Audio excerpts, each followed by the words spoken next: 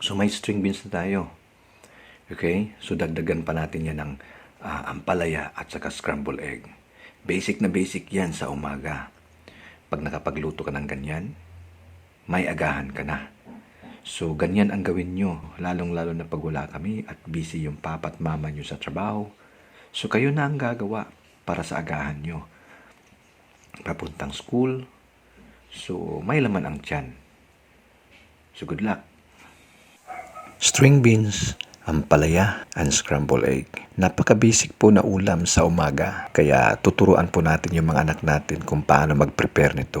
Para kung busy tayo sa trabaho natin, kaya nilang magluto para mag-survive sa pangangailangan nila sa araw-araw. Lalong-lalo na pasukan na naman. Good luck po sa lahat ng mga estudyante. Naway matuto kayo magluto at makinig sa mga magulang nyo.